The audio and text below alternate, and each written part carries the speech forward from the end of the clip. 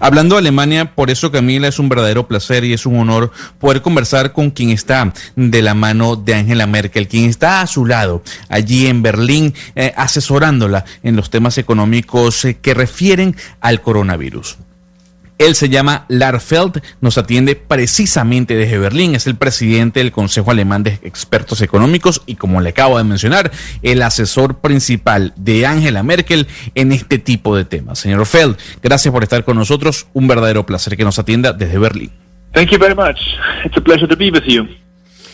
Señor Feld, como lo acabábamos de mencionar y lo decía mi compañera Camila Zuluaga, Alemania está siendo el modelo que todos los países quieren seguir. Y en esta parte del mundo se está comentando lo que está haciendo su país para enfrentar el coronavirus, sobre todo en el aspecto económico, aspecto que usted maneja. Por eso le pregunto, ¿qué es realmente lo que está haciendo Alemania para salvar la economía? Okay, first of all, it is important to note that regarding the health problems because of the coronavirus, Germany has a very good basic structure in its health system, which is working very, very well. Also regarding to the health problems, we had a kind of good luck in a bad situation because the corona pandemic in Europe started in other countries, and the German government quickly realized what is going on and then decided to shut down the economy. So in contrast to France, Spain or Italy, the shutdown was not as complete, and the reduction of economic activity in Germany was only 20%. So the economy went down by minus 20% in April, in 1 month, and now it is slowly recovering. ¿Qué dice el señor Feld ante la pregunta de Gonzalo, Sebastián? Primero, Camila, es importante pues que sepamos que respecto al sistema de salud alemán, ellos ya tienen un sistema de salud estructuralmente muy bueno, muy sólido. Y también es cierto, nos dice nuestro invitado, que hubo un factor de suerte, porque recordemos que el virus primero llegó a otros países de Europa y ahí el gobierno alemán advirtió eso y decidió pues que tenía que apagar la economía. Sin embargo, a diferencia de países como España, Italia y Francia, el cierre no fue total, sino con matices. Nos cuenta que la actividad económica solo se redujo un 20% y ahora ya se está empezando a recuperar de a poco. Pero, señor Feld, basado en lo que usted acaba de decir entonces, ¿por qué Alemania no decidió cerrar el país por completo, hacer un confinamiento obligatorio? Well, because the German authorities thought with their capacity to test people on the virus, it will be possible to isolate them more specifically. And so you see in several parts of the economy, the activity continued. In some parts, for example, automotive industries, the closure of the different firms of production was due to an interruption of supply chain. That was very important. We differentiated across different necessities and we're very successful in that regard. Camila, porque digamos que las autoridades alemanas pensaron que con la gran capacidad que tenían de testear, de probar a la gente, se podía planificar una cuarentena más específica por sectores. Nos habla nuestro invitado que en muchos sectores la actividad económica continuó, en cambio en otras sí cerraron. Nos habla, por ejemplo, de las fábricas de industria automotriz, que se hizo todo esto con la idea de identificar y diferenciar las necesidades más importantes del momento. Señor Feld, usted es asesor de Angela Merkel en Alemania y por eso quiero preguntarle sobre este tema económico. Por ejemplo, una de las decisiones que ustedes tomaron en Alemania fue reducir el IVA a los bares y restaurantes para generar un incentivo de ese sector que ha sido uno de los más golpeados, no solo allá, sino en el mundo. Pero, ¿cómo Alemania va a financiar la reactivación de la economía? ¿De dónde están planeando ustedes sacar el dinero? Well, first of all, I should say that I think that a large part of the measures undertaken by the German government in order to cope with this crisis economically, they are well taken. Think about the scheme for short-time work or the liquidity provision at the federal level, at the state level. These are all measures that are well taken. We also have a particular fund that could inject equity in firms. So this is also, when you look at the details of the provisions of this fund, it is also well taken. Camila, pues una gran parte de las medidas económicas que hemos visto que ha tomado Alemania han sido pensadas para mitigar la crisis, pensando sobre todo en este corto plazo, en el derrumbe económico que ha habido en el corto plazo y sobre todo están tratando de asegurar la provisión de liquidez a la economía a distintos niveles, liquidez para el Estado y también han sido tomadas medidas, se ha establecido un fondo pensando para inyectarle, Camila, como se ha hecho en Colombia, liquidez a las empresas, al sector privado. Señor Feltz, si bien no podemos comparar Europa con América Latina y pues menos con Colombia, justamente aquí varios líderes están debatiendo si se debe o no aplicar el modelo keynesiano, o sea, la intervención del Estado para estabilizar la economía. ¿Ustedes en Alemania están aplicando esta estrategia, inyectarle a la economía, no importa si así se tenga que imprimir más billetes, por ejemplo? We also have liquidity provision at the European level by the ECB. So the ECB is injecting a lot of liquidity into the European economies. This is the one side. We have expansionary monetary policy, so to speak. But let's not forget that the Keynesian policies also require to consolidate the budget when the situation is better and when we are in a good economic situation again. This is what we did in our country, in Germany, in the last 10 years. You always must be prepared for the next crisis, and therefore the consolidation phase is important. I think this is also important for Latin American countries. Valeria, pues fíjese que ya incluso ha empezado a haber provisión de liquidez, de dinero desde el Banco Central Europeo al resto de países del continente. Eso se está haciendo. Se está haciendo lo que se llama una política monetaria expansiva. Pero hay que recordar, según nuestro invitado, que si usted va a utilizar políticas keynesianas, también requiere consolidar el presupuesto cuando la situación mejore. Eso se debe hacer más adelante, es decir, usted tiene que poner las cuentas en orden.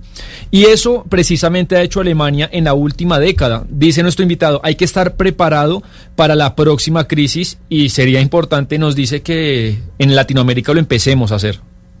Básicamente, Sebastián, lo que nos está diciendo el señor Larfeld, que al final recordamos que es el asesor económico de Angela Merkel, es que Alemania se preparó, entre comillas, para la llegada de esta nueva pandemia. Pero ahora yo me quiero ir hacia la Unión Europea, señor Feld, porque hay un debate inmenso sobre la diferencia entre Alemania, precisamente con España y con Italia, y tal vez la falta de solidaridad que hay entre los países que tienen más poder económico, que han controlado mejor la pandemia, que aquellos que no lo han hecho. ¿Usted cree que lo que está ocurriendo hoy en día puede afectar la estructura de la Unión Europea? Well, it might, but I think not necessarily it ends up with strong changes in the structure. When you are alluding to solidarity issues, first of all, the direct solidarity between health systems that continued. Second, there are measures at the EU level that could also be seen as a type of solidarity. Think about the European short-time working scheme, SURE, which is also a type of solidarity. And finally, they are now thinking about the design of a recovery fund at the EU level. And I guess this will also involve some type of transfer going on, at least temporarily, such that the EU pays more money to countries more strongly affected by the coronavirus than Germany or other countries. ¿Qué dijo el señor Feld? Que básicamente, Sebastián, ese es el tema de discusión hoy en Europa, y es la solidez de la Unión Europea, que se está viendo afectada, entre otras, por el coronavirus de manera importante. Así es, dice que podría desestabilizarse, pero no necesariamente eso se acabaría con cambios muy estructurales dentro de la Unión Europea. Y hablando de lo que usted dice, Camila, de la solidaridad, pues por ejemplo dice que todavía continúa el sistema solidario de salud pública, y eso no se ha ido. Segundo, hay medidas de la Unión Europea que pueden ser vistas como otro tipo de solidaridad. Habla de un fondo especial que tiene la Unión Europea, y también se está pensando en diseñar otro fondo, lo llama él un fondo de recuperación de la Unión Europea, pensado para darle transferencias temporales a los países más golpeados por la crisis. Señor Feld, nosotros aquí en Colombia hace algunas semanas venimos teniendo un debate sobre si la aerolínea más grande del país, que se llama Avianca, pues debe ser salvada o no por el Estado. Ustedes adquirieron en Alemania el 25% de Lufthansa para apoyar a esa empresa en medio de la crisis. ¿Por qué tomaron esa decisión? ¿Por qué para Alemania es importante salvar una línea aérea como Lufthansa, que sería pues nuestra Avianca? First of all, it is the largest airline in Europe.